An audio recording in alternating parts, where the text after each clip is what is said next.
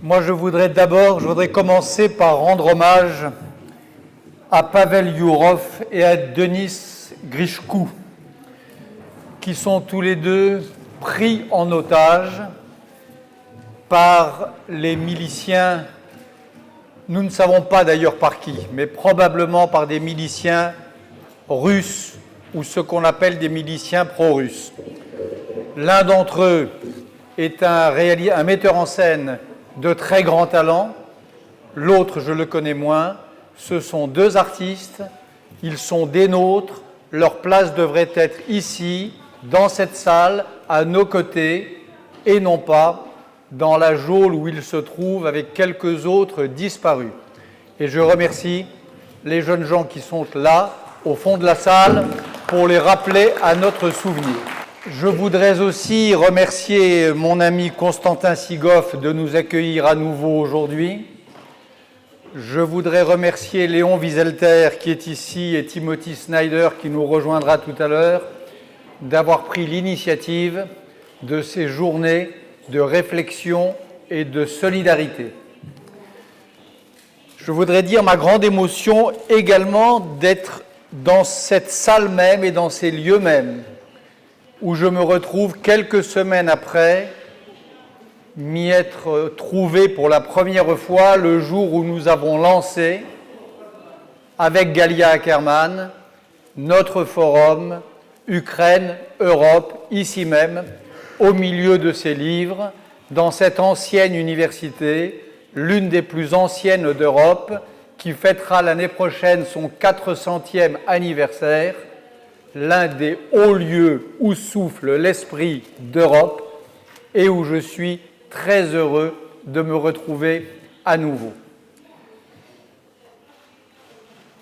Je voudrais vous parler donc, comme vous l'a dit Constantin, je voudrais vous parler d'Arturo Ui et de sa résistible ascension.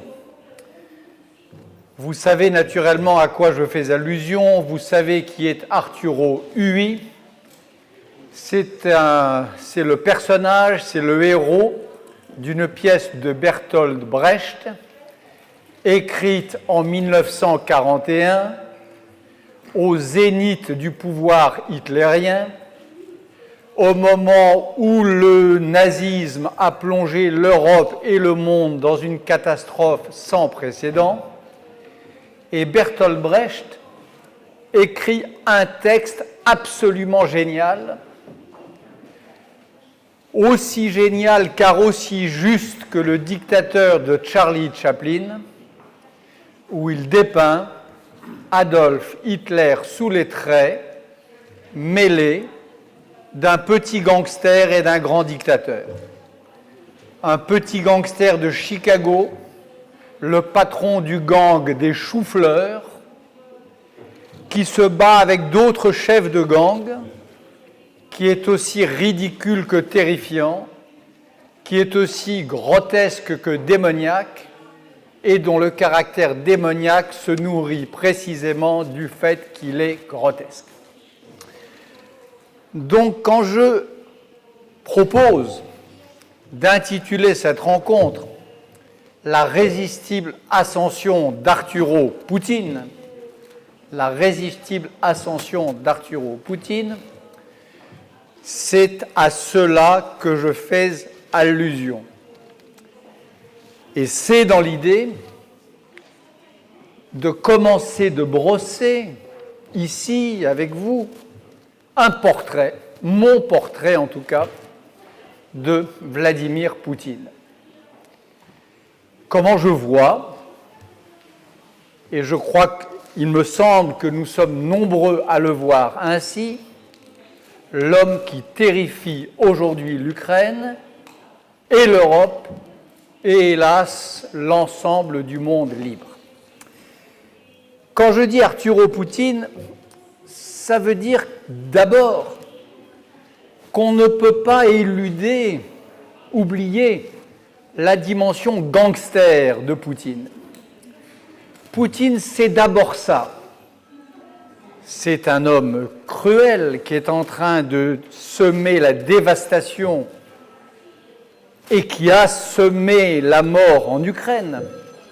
Mais c'est aussi un petit gangster. L'homme qui porte une responsabilité probablement indirecte dans la mort d'Anna Politkovskaya et dans la mort de 4 de ses collègues de Noya Gazeta, le grand journal d'opposition russe, c'est un gangster. L'homme qui fait torturer à mort, torturer jusqu'à ce que mort s'ensuive, le courageux, l'héroïque avocat Magnitsky, se conduit comme un gangster, pas comme un chef d'État, comme un gangster. La manière dont on a traité Magnitsky, la manière dont on l'a traîné de geôle en geôle, la manière dont on l'a martyrisé jusqu'à ce que mort s'ensuive, c'est la manière des bandits, c'est la manière des voyous, c'est la manière des kidnappeurs terroristes. Poutine, qu'on le veuille ou non, et je ne fais pas ici de polémique, l'assassin de Magnitsky, c'est un gangster, c'est un Arturo Ui.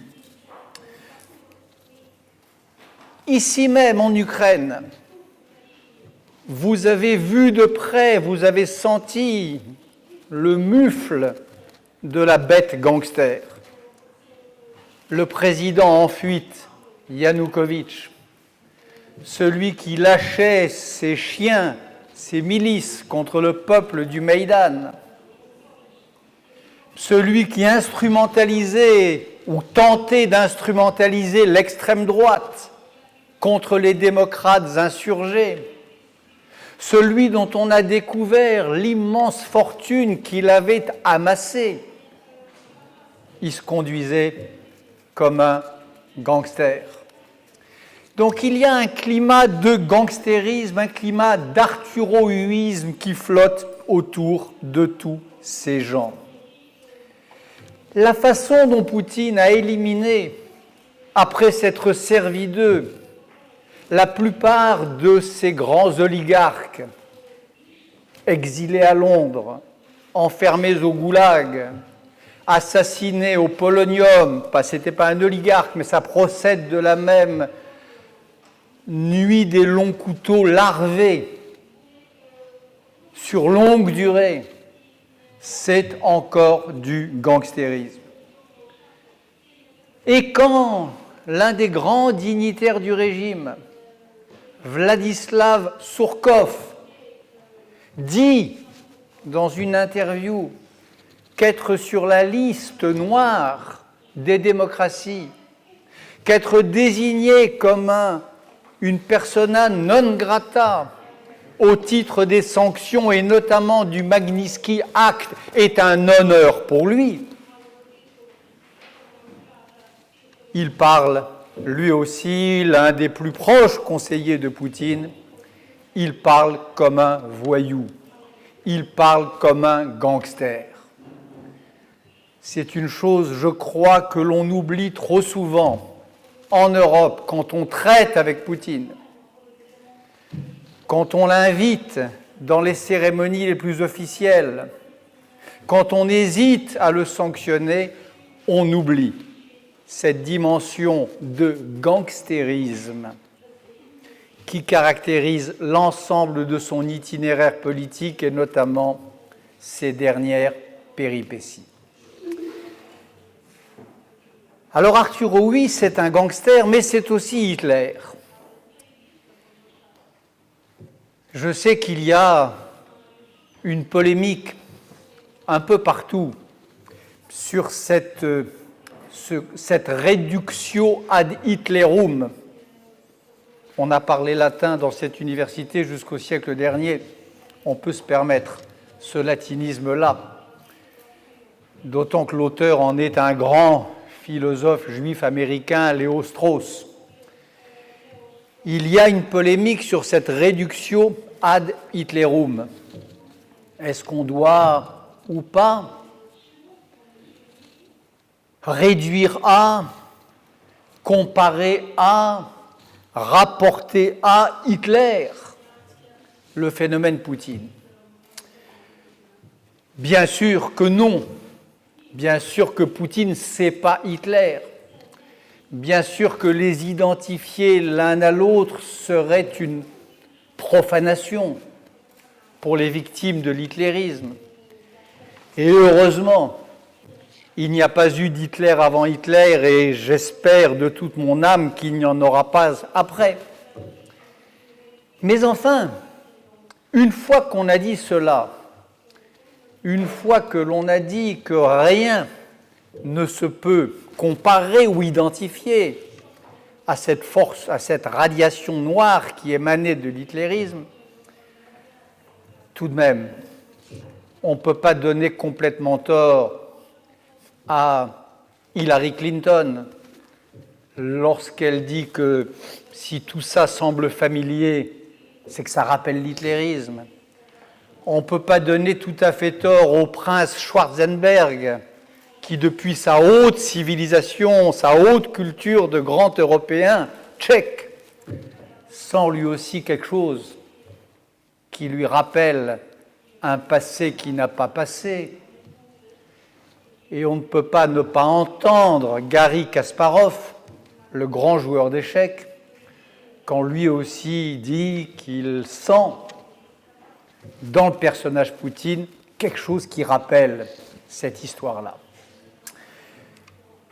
Garry Kasparov, c'est important parce que les dirigeants occidentaux sont très impressionnés par la stratégie de Poutine et ils la qualifient de stratégie de joueur d'échecs. C'est le plus grand cliché que l'on peut lire dans la presse occidentale, c'est Poutine, grand joueur d'échecs. En particulier, stratégie de Poutine s'inspirant de la défense Alekhine, ce grand joueur d'échecs russe, puis américain, je crois, mort à peu près au moment où Bertolt Brecht écrivait La résistible ascension d'Arturo Ui, et qui a inventé ce mode de défense extraordinaire qui lui a fait gagner 2 grandes parties, être champion du monde à 2 reprises. Alekhine, c'est le Klitschko du jeu d'échecs. Eh bien, quand on dit de Poutine qu'il est un grand joueur d'échecs ou qu'il est un adepte de la défense Alekhine, je pense que c'est faire injure au jeu d'échecs, que c'est faire injure au grand Alekhine, qui a joué avec Trotsky en 1921, qui l'a battu et qui a remporté tant d'autres matchs d'échecs difficiles. Poutine, c'est pas Alekhine. Poutine, c'est pas un joueur d'échecs. Et cette métaphore, cette image du grand joueur d'échecs, je crois qu'elle est là pour cacher autre chose de beaucoup plus trivial et peut-être de beaucoup plus indicible ou de moins facile à dire pour nos dirigeants. C'est que ce à quoi ressemble la stratégie de Poutine, sa stratégie de politique internationale, ben écoutez, qu'on le veuille ou non, c'est la stratégie de politique internationale à laquelle a pensé Hillary Clinton, Kasparov, Schwarzenberg, c'est-à-dire la stratégie d'Hitler. Prenez les 3 séquences. La séquence Ossétie du Sud, la séquence Crimée et la séquence Ukraine de l'Est. Car l'affaire commence évidemment en 2008, au moment de l'Ossétie du Sud. Le scénario est chaque fois le même. La Russie, Poutine, lève la voix pour dire que ses compatriotes ou ses frères russophones sont physiquement menacés. Ils volent à leur secours en envoyant les chars, dans le cas de l'Ossétie du Sud, en envoyant des bandits et des soldats, dans le cas de la Crimée, et en envoyant des bandits et peut-être demain des soldats dans le cas de Donetsk et d'autres localités de l'Est.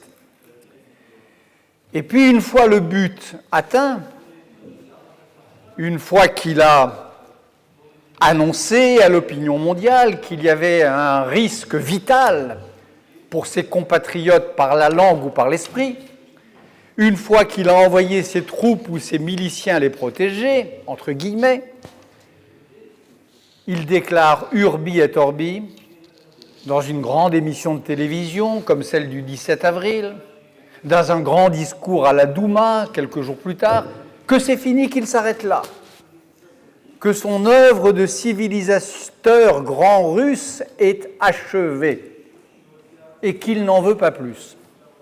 Et l'opinion européenne, les dirigeants européens et américains élèvent la voix, grondent un peu, mais choisissent de penser, choisissent de croire qu'il convient de le croire sur parole.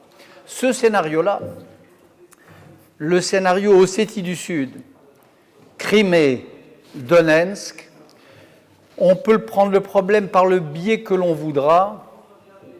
C'est comme une réplique du scénario remilitarisation de la Rhénanie, Anschluss et Sud-Est de Tchécoslovaquie et le petit bout de Lituanie. C'est le même scénario. La démarche, la stratégie, les justifications du régime allemand de l'époque étaient exactement les mêmes jusqu'au référendum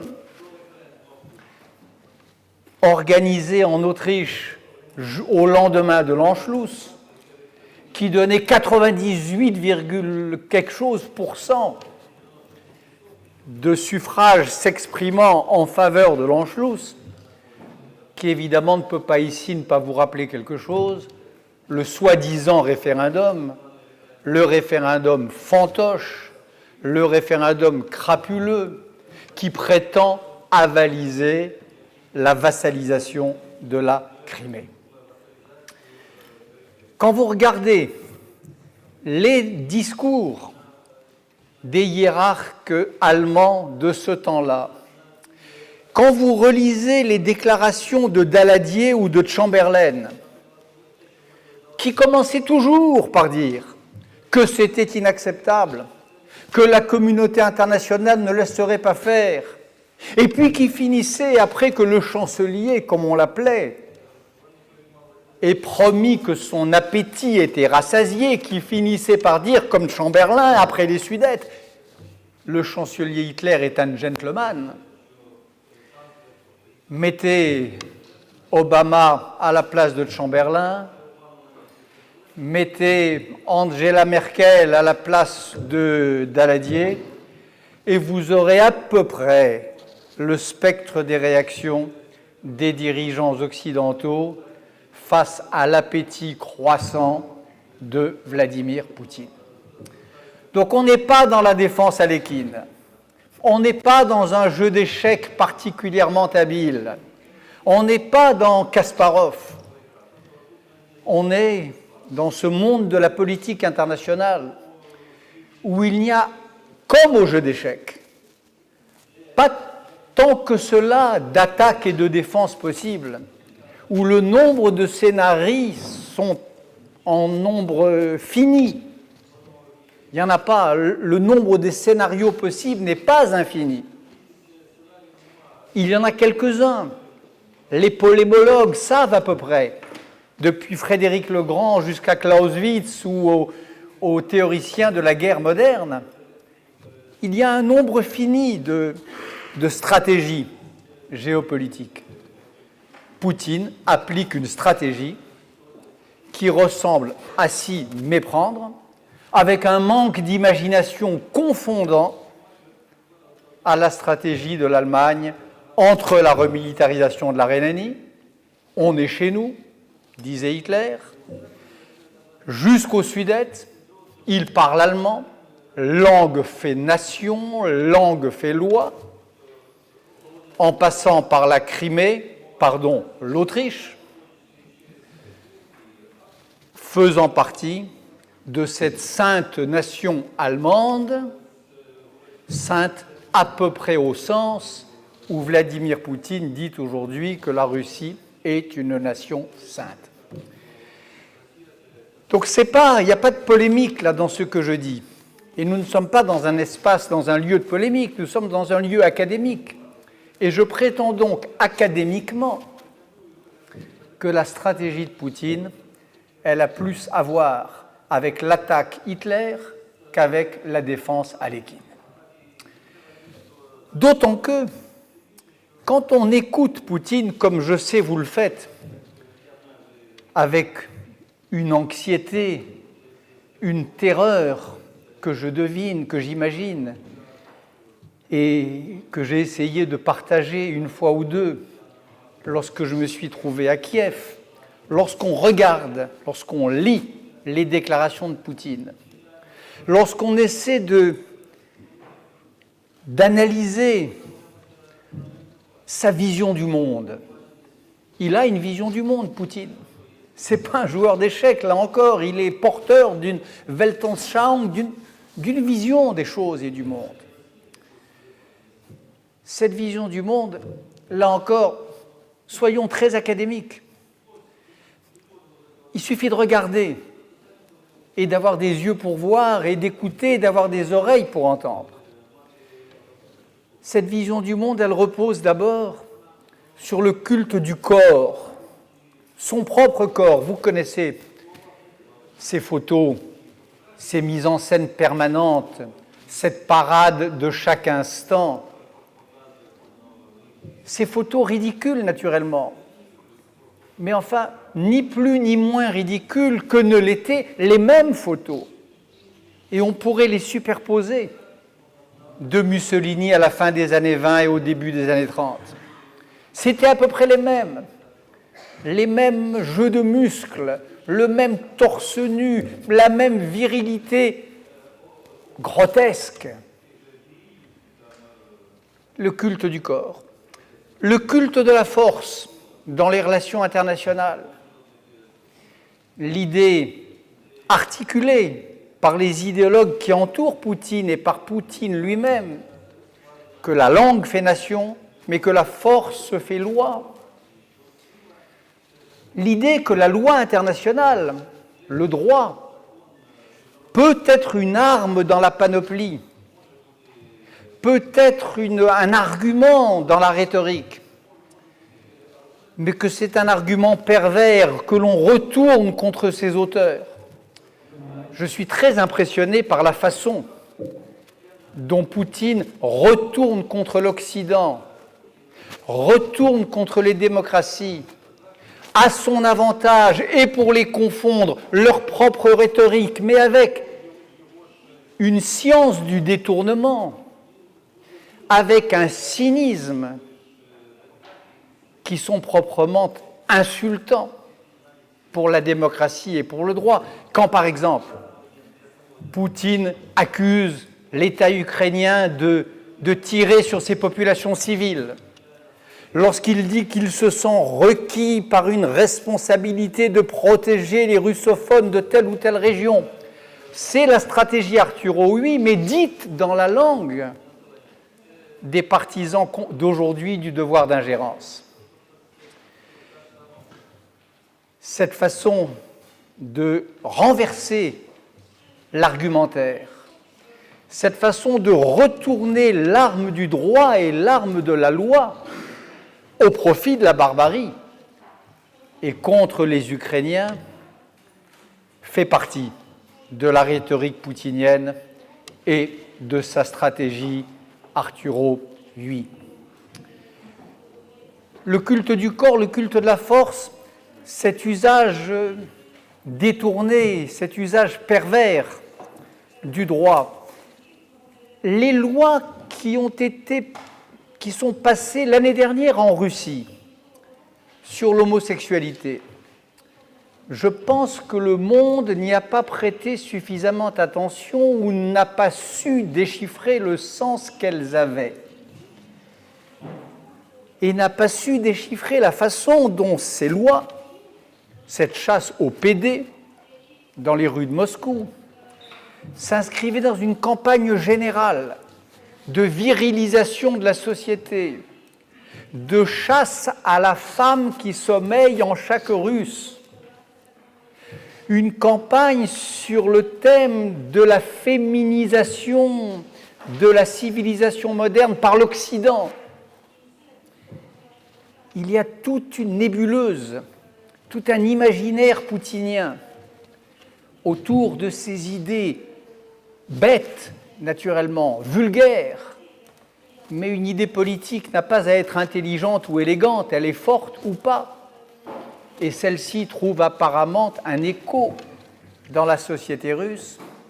L'idée d'un Occident émasculé, l'idée d'un Occident féminisé et l'idée d'une Russie retrouvant les vertus de la grande virilité à l'ancienne.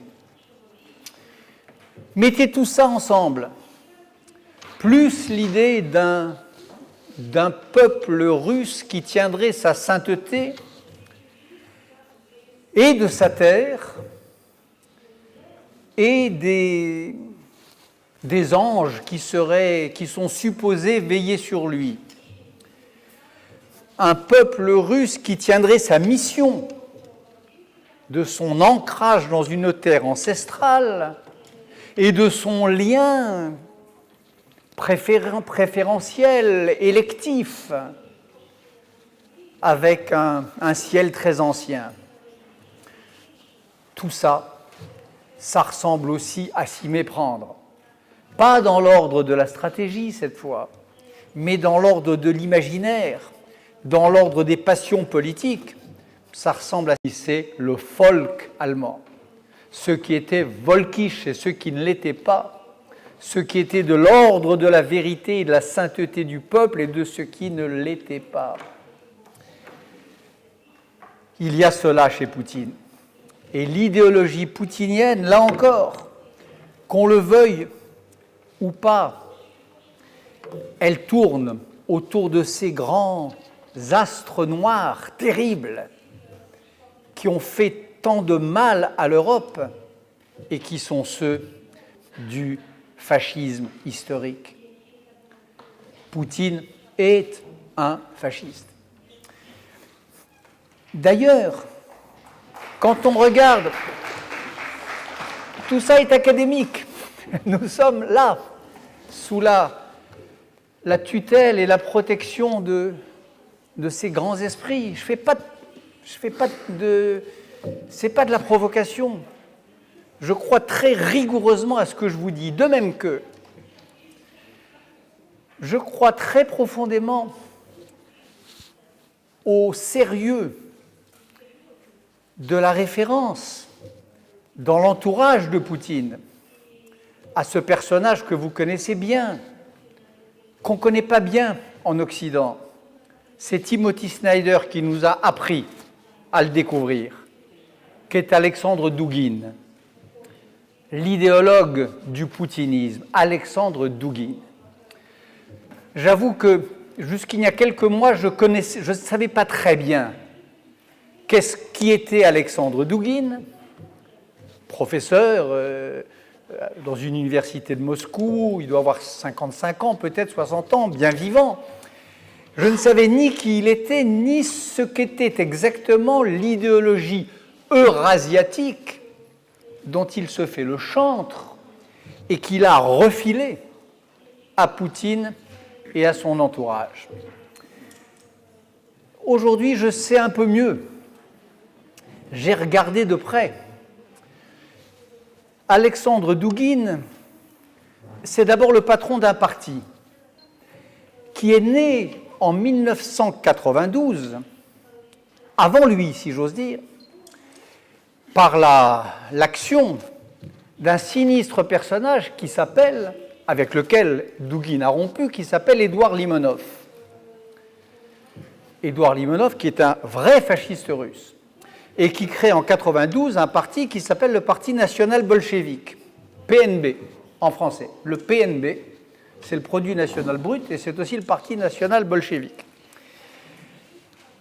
Douguine, 10 ans après, 9 ans après, je crois, en 2001, transforme le PNB de Limonov en un PNB douguinien et poutinien, douguino-poutinien. Et puis l'année dernière, il donne à ce PNB douguino-poutinien sa formule, il la révèle. Et c'est tout à fait extraordinaire. Il retourne les cartes. Il révèle, comme à la flamme, une encre sympathique, une encre secrète, dans un livre qui s'appelle, en français, la quatrième théorie. La quatrième théorie. La quatrième théorie, ça dit quoi? Quatrième théorie, par parenthèse, c'est donc un livre d'Alexandre Douguine, l'inspirateur, l'un des inspirateurs de Poutine, l'inspirateur direct de quelques-uns des membres les plus influents de son entourage. Ce livre, dans sa traduction française, par parenthèse, il est préfacé par un personnage que vous ne connaissez pas sûrement, tant mieux pour vous, mais que nous en France on connaît bien, qui s'appelle Alain Soral. Alain Soral, c'est le nazi français. Le nazi français. S'il y a un nazi en France aujourd'hui, il y en a pas mal, probablement, certainement plus de fascistes en tout cas qu'en Ukraine, mais s'il y a un nazi français, il s'appelle Alain Soral et c'est lui qu'Alexandre Douguine, l'inspirateur de Poutine, a choisi pour préfacer son livre sur la quatrième théorie. De même que l'autre livre, Commentaire au premier, qui est un livre d'entretien tenu par Alexandre Douguine afin d'éclairer ou d'éclaircir les points obscurs de sa doctrine, c'est un livre d'entretien avec un Français encore, dont le nom ne vous dit sûrement pas grand-chose non plus, mais qui, pour nous, Français, veut dire beaucoup, et c'est même un nom qui brûle, c'est un nom terrible, c'est le nom de Alain de Benoît, autre théoricien du fascisme français. Donc Douguine, il écrit 2 livres. La quatrième théorie, le livre d'entretien, l'un préfacé par un nazi, l'autre préfacé par le théoricien français de la Nouvelle Droite. Et ces livres disent quoi? Ils se réfèrent, ils rassemblent des bouts de doctrine très très anciens qui remontent au début des années 20 en Russie. Ils rassemblent dans une espèce de bric-à-brac idéologique, cacophonique, mais là encore, les idées, quand elles deviennent politiques, n'ont pas à être cohérentes ni savantes, elles sont. Alors il reprend, Douguine, des thèses qui viennent de très grands savants, comme Roman Jakobson ou le grand linguiste Jemslev, les théoriciens du Cercle de Prague. Il détourne tout ça dans une espèce de théorie fumeuse, opposant les langues asiatiques d'un côté, les langues européennes d'un autre côté, et puis les langues slavo-finlande, je ne sais plus quoi, enfin, qui se tiendraient au milieu. Et à partir de ce substrat linguistique, c'est-à-dire de cette version mal comprise, mal digérée, des grandes idées de Jemslev et de Jakobson et d'autres, qui ne sont pas d'ailleurs sans rapport avec le nationalisme linguistique au nom duquel Poutine a envahi la Crimée et voudrait aujourd'hui envahir l'Ukraine de l'Est. À partir de tout ça, de ce salmigondis, il fabrique une idée, un concept, qui est le concept de la troisième formule. Il y a la formule européenne, occidentale, basée sur ces valeurs corrompues, décadentes, inutiles, vieillies, condamnées, que sont la démocratie, les droits de l'homme, la liberté.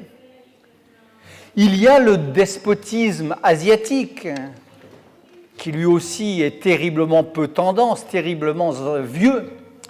Et puis il y a au milieu ce que Douguine appelle soit la troisième formule, soit la troisième Rome, soit le troisième Empire, et qui est cette autre hypothèse de civilisation dont le poutinisme se prétend porteur.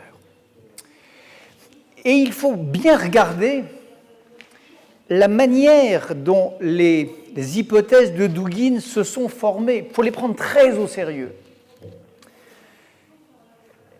Le douginisme, c'est-à-dire le poutinisme, se sont formés il y a donc 20 ans, enfin sur les 20 dernières années, mais ça a commencé il y a 20 ans, au moment où aux États-Unis, la grande polémique qui faisait rage, les deux grandes hypothèses théoriques étaient l'hypothèse Fukuyama et l'hypothèse Huntington. D'un côté, l'idée d'une histoire achevée, d'un monde unifié, sous l'étendard, le bel étendard de la démocratie et du libéralisme. C'était l'hypothèse Fukuyama, qui s'inspirait de Kojève, qui s'inspirait lui-même de Hegel, et puis il y avait de l'autre côté, en Amérique et en France et en Europe, l'hypothèse Huntington, c'est-à-dire l'idée que l'histoire ne s'arrête jamais, que c'est une illusion que de se croire entrer dans le dimanche de l'historicité, et qu'en vérité, l'histoire continuait avec des affrontements d'une grande violence et d'une grande radicalité, en particulier l'Occident contre l'islam. Dugin, l'idéologue de Poutine, il intervient dans ce débat-là. Il est la réponse russe à cette discussion américaine. Il pense, comme Huntington, que Fukuyama se trompe, que l'histoire ne s'est pas arrêtée, que Poutine a eu tort dans les premières années de son règne de tendre la main à l'OTAN, au NATO, qu'il a eu tort de sembler se rallier aux idéaux européens quand il reprend le sceptre de Yeltsin. Donc Fukuyama a tort. L'histoire n'est pas finie. La démocratie n'a pas gagné. Mais Huntington a tort aussi, dit Dugin, le très sérieux Dugin. Huntington a tort aussi, parce que l'alternative à cet Occident dégénéré, dévirilisé, féminisé, décadent, ce n'est pas l'islam radical, mais c'est l'eurasisme. Donc je crois qu'il faut, là encore, on a toujours intérêt, me semble-t-il, à prendre au sérieux ses adversaires. On a toujours intérêt, en l'occurrence, à voir que c'est Angelou, c'est pas Alekhine, et à voir que c'est ce corpus théorique-là qui gît derrière, qui se cache derrière les poses de Matamor et la parade poutinienne. Poutine, c'est un clown, c'est un pantin. Sur le fond de cette idéologie eurasiatique dont la Russie se veut l'épicentre et dont les Russes douginiens et poutiniens voudraient que l'Ukraine soit l'épicentre. Il faut prendre cela très au sérieux car cette idéologie-là, que je viens de décrire à grands traits, cette idée de la troisième solution, cette idée de la troisième Rome, cette idée du troisième empire, c'est une vision du monde fasciste.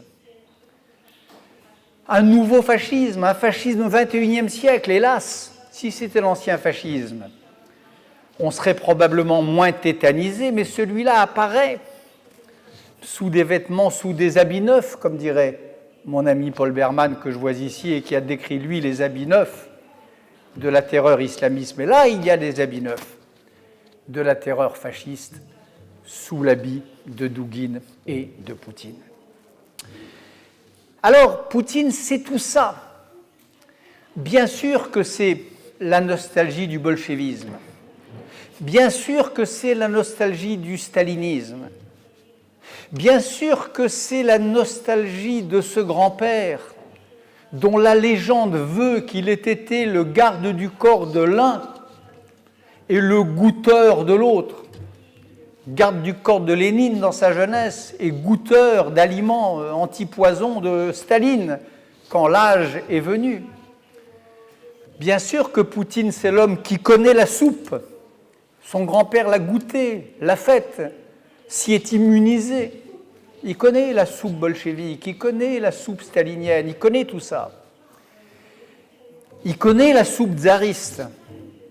Il est le disciple de Nicolas Ier, dont le portrait, comme vous savez, trône au-dessus de son bureau. L'un des pires tsars de l'histoire russe, le massacreur des décembristes, le plus crapuleux, le plus sot, le plus anti-intellectualiste des tsars de la Russie. La Russie a eu des tsars honorables, des tsars philosophes, qui frayaient avec les Lumières, qui discutaient avec les grands esprits de l'Europe. Le plus bête, c'est Nicolas Ier. Et c'est celui que Poutine s'est choisi comme exemple. C'est celui qu'il s'est donné comme modèle. Donc Poutine, c'est tout ça, bien sûr. Mais c'est aussi, par quelque bout qu'on le prenne, le retour de ce fascisme, le retour et la transformation, le retour et la métamorphose de ce fascisme européen. Et là encore, ce n'est pas un argument, ce n'est pas un slogan, ce n'est pas un propos de tribune, c'est de l'histoire des idées que je parle là. Et c'est un petit bout d'histoire des idées que j'essaie très rapidement d'esquisser en vous disant cela. Il est l'héritier du massacreur des décembristes, il est l'héritier du goûteur de Staline et du garde du corps de Lénine, mais il est surtout, ou aussi, il faudrait voir comment tout ça se compose. Il est aussi avec son maître Douguine, avec son maître auteur de l'Anschluss, il est l'auteur d'une vision du monde, ou le témoin plutôt, d'une vision du monde fasciste. Et quand je dis par quelques bouts qu'on le prenne, il y a un bout par lequel je ne peux pas ne pas le prendre, en tout cas moi, français, citoyen français, et européen d'origine française, parce que je me sens de moins en moins français, de plus en plus européen, donc je choisis de me caractériser comme citoyen européen d'origine française. Je ne peux pas ne pas penser à une chose, tout de même, et ça sera ma dernière remarque, ou l'avant-dernière. Je vous disais tout à l'heure que les 2 livres de Douguine s'étaient offerts à leur public sous les auspices, dans l'ombre noire, de 2 des pires personnages de mon pays, Alain de Benoît et Alain Soral. Mais quand on regarde bien, qui sont les amis de Poutine en Europe? Pas les Chamberlain, pas les Daladier, pas les lâches qui le détestent, qui le méprisent, mais qui ont peur. Parce que je ne fais pas l'injure à Mme Merkel de croire qu'elle respecte Poutine. Je crois qu'elle en a peur, mais elle ne le respecte pas naturellement. Qui respecte Poutine? Qui aime Poutine? Qui se sent représenté par le projet poutinien en France et en Europe? Il n'y a qu'à regarder les visiteurs de Poutine, les visiteurs du président de la Douma, les gens qui se pressent à Moscou depuis 1 an ou 2, et depuis en particulier ce jour sombre qu'a été ce Black Saturday, où Barack Obama a décidé de ne pas faire respecter la ligne rouge qu'il avait fixée en Syrie. 29 août dernier, le jour où Barack Obama, dans le même après-midi, dit à la fois que bombarder des civils à l'arme chimique est un crime, Mais en même temps que ce crime, il va se donner le temps de la réflexion et de la délibération avant de décider s'il convenait de le sanctionner ou pas. Depuis ce jour-là, il y a un monde fou qui va voir Poutine. Et ce monde fou, c'est qui? C'est le président ou une délégation du parti d'extrême droite bulgare Ataka, qui ont été traités comme des rois dans une visite récente à Moscou, qui ont été reçus par le président de la Douma et par les conseillers les plus proches de Vladimir Poutine. C'est une délégation du Jobbik, le parti nationaliste, fasciste, antisémite hongrois, qui ont été reçus en fanfare, là encore. Et c'est en France, pas Alain Soral, en tout cas pas à ma connaissance, pas Alain de Benoît, mais l'homme politique vraiment proche de Vladimir Poutine, qui déclare sans scier, sans hésiter, son amour pour Poutine, son admiration pour le projet poutinien. C'est une femme. Elle s'appelle Marine Le Pen. En juin dernier, elle fait une tournée de la Crimée. Après ça, elle est reçue à Moscou, royalement, elle aussi. Et pendant l'occupation de la Crimée, au moment où se perpétrait ce crime contre la nation ukrainienne et contre l'esprit européen, qu'était l'occupation de la Crimée, la vassalisation de la Crimée, Marine Le Pen était la seule à déclarer dans toute la presse française que Poutine était son homme, qu'il était son maître, qu'il était l'un des personnages très rares sur la scène politique mondiale, qu'elle ne pouvait, je crois que ce sont ces mots exacts, qu'elle ne pouvait s'empêcher d'admirer. Marine Le Pen, c'est la patronne de notre Svoboda à nous, sauf que notre Svoboda à nous, il ne fait pas 5% des voix, comme à Kiev, mais il fait hélas 20 ou peut-être 25% des voix françaises. Donc l'ambassadeur de Poutine en France, c'est Marine Le Pen. Le correspondant de Poutine en Hongrie, c'est le Jobbik. De Poutine en Bulgarie, c'est l'Ataka. En Belgique, ce sont les séparatistes flamands. Tout ce qu'il y a de pire, de plus nauséabond dans l'Europe d'aujourd'hui est comme aimanté, magnétisé par l'aimant poutinien. Et quand on regarde, j'ai regardé ça de près, presque un par un, quand on regarde les fameux observateurs qui sont venus en Crimée, soi-disant, veiller au bon déroulement du référendum, qui sont venus veiller au bon bourrage des urnes. Ils étaient, je crois, 135 ou 165, je ne sais plus. Pour la plupart, et la propagande russe disait des députés, des responsables de grandes formations politiques, la plupart d'entre eux, sinon tous, étaient des gens, pour la France, membres du Front National ou qui y étaient passés. Pour le reste de l'Europe, proche ou parfois directement liés à ces partis d'extrême droite, l'une des personnalités les plus importantes, celui qui menait la délégation, il s'appelle Luc Michel, oubliez ce nom. C'est un nazi belge, un néo-fasciste belge. C'était ça, les observateurs appelés à sa rescousse par Poutine et par ses fantoches en Crimée pour veiller au bon déroulement du scrutin. De même que, il y a une télévision en France qui s'appelle Pro-Russia TV, qui est une émanation directe du poutinisme. Alors, ce n'est pas l'ambassadeur, ça, c'est la voix de Poutine en France. Et dans toute une partie de l'Europe, c'est une télévision importante. Pro-Russia TV. Pro-Russia TV, elle est opérée, elle est organisée, elle est logée dans la télévision d'un groupuscule français qui est là encore ce qui se fait de pire, qui sont On les appelle les identitaires. C'est l'extrême droite de l'extrême droite du Front National. Donc il y a là, en Europe, une espèce d'internationale des malfaiteurs, d'internationale de la haine, d'internationale de l'exclusion et d'internationale du crime dont Poutine est le fédérateur naturel. C'est un fait. Là non plus, ce n'est pas de la propagande. Il y a une cinquième internationale, l'internationale de la troisième formule, l'internationale qui se reconnaît plus ou moins confusément dans le douguinisme et dans le poutinisme. Et c'est ce type de personnage, Marine Le Pen et autres, qui en sont les plus éminents représentants. Voilà le Arturo Oui de Moscou aujourd'hui.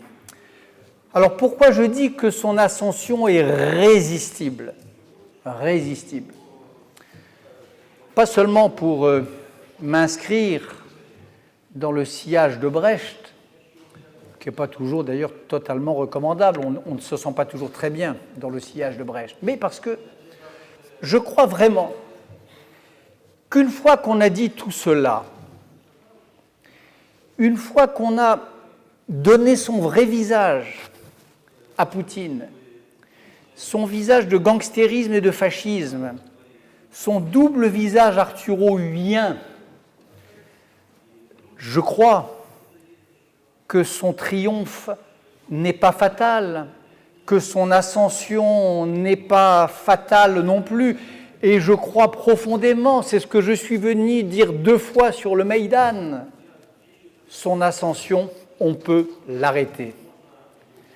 Je l'ai dit sur le Maïdan, je l'ai dit dans mon pays, c'est-à-dire en Europe, à de très nombreuses reprises.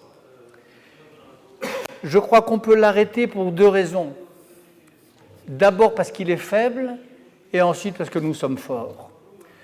Les fascistes, vous savez, il y a toujours, sous leur pose de matamor, un fond de faiblesse caché. Il y a des pages auxquelles je pense souvent et auxquelles je ne peux pas ne pas penser quand je vois Poutine parader torse nu dans la chasse à l'ours ou la chasse à je ne sais pas quoi. Ce sont les pages que Curzio Malaparte consacre à Himmler dans ce grand roman qui s'appelle Caput. Il décrit Himmler au sauna. Au sauna. Hitler nu, Himmler nu au sauna. Et Malaparte le décrit avec une précision, une cruauté extraordinaire, et surtout, il a soudain cette révélation qui s'impose à tout lecteur probe, honnête, de Caput. C'est que Himmler a peur, c'est que Himmler est faible, c'est qu'Himmler n'est si méchant que parce qu'il est très faible, que parce qu'il est affecté d'une peur panique existentielle très ancienne et très profonde. Et il raconte, il décrit, comme d'autres écrivains, ce fond de panique sexuelle peut-être, d'ailleurs, c'est l'hypothèse de Himmler, qui est toujours derrière la parade fasciste. Et je crois qu'il y a de cela chez Poutine. Poutine sait que son pays est un pays faible. Il sait que sa population est en déclin. Il sait que son armée, qu'il est en train d'essayer de moderniser à marche forcée, n'est pas encore une armée offensive capable d'affronter une armée occidentale. Les experts, les stratèges occidentaux s'accordent en général à dire que 15% du potentiel militaire de Poutine est véritablement opérationnel et a réussi à sortir des décombres, des ruines où le soviétisme avait laissé son armée. 15%, c'est beaucoup. C'est assez pour occuper la Crimée. C'est assez pour terroriser une armée ukrainienne qui, au terme des accords signés par la Russie, avait accepté de se désarmer. Et nucléairement et militairement. Mais ce n'est pas assez pour intimider l'Occident. Ce n'est pas assez pour faire peur à cette grande nation qu'est la nation européenne. Donc il a une armée faible, il a une population déclinante, il a une économie qui ne se porte pas très bien. Il y a un fond de faiblesse, une sorte d'hémorragie de force au cœur du poutinisme. Et inversement, l'Europe, si elle le voulait, si Mario Draghi avait ne serait-ce que le 10e, même pas, le 30e, 1/30e, 3% de l'imagination et du talent qu'il a eu pour sauver les banques européennes de la faillite après la crise de 2008. S'il avait 3% de cette imagination-là, l'imagination qu'il lui a fallu pour trouver les 800 milliards d'euros qui ont servi, et il fallait le faire, à sauver le système monétaire européen, s'il n'avait que le 30e de cette imagination-là pour lever les milliards d'euros dont l'Ukraine a un urgent besoin pour échapper au chantage et pour écarter le pistolet qu'elle a sur la tempe, Mario Draghi contribuerait à sauver l'Ukraine. Si tous les consommateurs d'énergie, de gaz russes se donnaient la main pour grouper leurs achats, pour diversifier leurs investissements, pour imaginer ensemble les solutions du futur,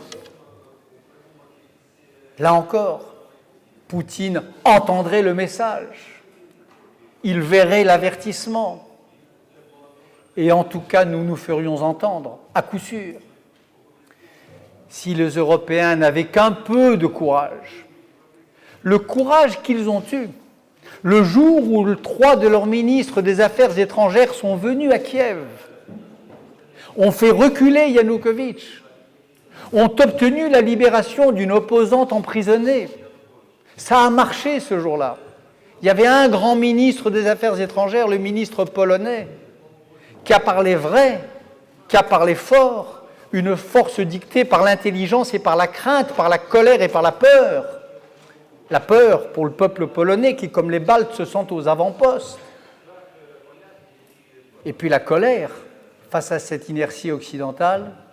Poutine avait reculé cette fois-là, que les Européens retrouvent ce ton, retrouvent cette force qu'ils reculeraient encore. C'est pourquoi je pense, comme je l'ai dit sur le Maïdan, la première fois où vous m'avez fait l'honneur de me demander de m'y exprimer, je crois plus que jamais que Poutine n'est fort que de notre faiblesse, que l'une des forces du fascisme est peut-être la plus essentielle, c'est le défaitisme des démocrates, c'est le défaitisme des idées et des valeurs dont ils sont porteurs. Et c'est pour ça que j'attache un si grand prix à l'initiative de Léon Wieselter et de Timothy Snyder, c'est-à-dire à l'affirmation ici, à Kiev, dans ce lieu, chez toi, mon cher Constantin, l'affirmation de ces valeurs de droit, de démocratie et de liberté, dont vous êtes les porteurs au moins autant que nous et peut-être davantage, et dont vous êtes aujourd'hui les sentinelles. Je vous remercie. C'est il y a 95 ans, 2 Allemands qui sont les frères Strasser, Gregor et Otto Strasser. Ils inventent le national-bolchevisme.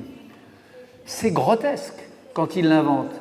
Ces 2 espèces de petits voyous ridicules qui ne savent pas très bien s'ils sont pour Lénine ou contre Lénine, ils inventent le national-bolchevisme. Et c'est l'embryon du parti du NSDAP, du parti nazi.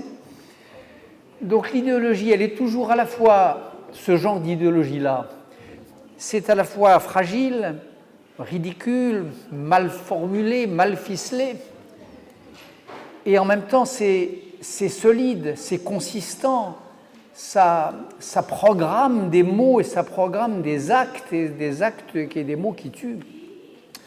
Donc je crois que les deux sont là, en France, autour d'une petite institution qui n'était pas le contraire de notre forum, qui s'appelait le Collège de sociologie. Le Collège de sociologie, c'était le forum Europe-Ukraine de l'époque, sauf que étaient à sa tête Georges Bataille, Michel Léris, Roger Caillois et d'autres, les grands esprits de l'époque. Et la seule question qu'il posait, la seule question qui valait et qu'il posait, c'était il faut, face à cette idéologie-là, opposer une autre idéologie. Il faut, face à cet imaginaire, opposer un autre imaginaire. Il faut, face à l'idée nazie, opposer l'idée démocratique. Il faut, face à l'Europe des nazis, disaient les gens du Collège de sociologie, Georges Bataille, il y a un texte très célèbre où il dit il y a l'Europe des nazis, qui est l'Europe de Richard Wagner, qui est l'Europe de Chamberlain, il faut opposer une autre Europe, une Europe démocratique. Aujourd'hui, c'est pareil. Face à l'eurasisme de Douguine et de Poutine, je crois qu'il faut poser, comme le fait le peuple ukrainien, avec une vaillance et un courage qui forcent l'admiration du monde, il faut poser l'hypothèse de l'Europe et le faire avec la flamme, avec le panache et avec l'héroïsme que vous avez manifesté sur le Maïdan et dont votre jeunesse a payé si souvent, trop souvent, le prix, au prix le plus fort, le prix du sang. Donc c'est idéologie contre idéologie. Et c'est ça qui fait l'importance, je crois, du rassemblement de ces jours-ci. Le fait que des hommes comme Léon, comme Berman, comme Michnik soient venus ici, c'est ça que ça signifie. C'est que les idées, dans cette bataille-là, dans la bataille que vous êtes en train de mener et aux avant-postes de laquelle vous êtes, les idées sont comme des fusils. Les idées sont des armes efficaces et redoutables pour les salauds quand elles sont dirigées contre eux.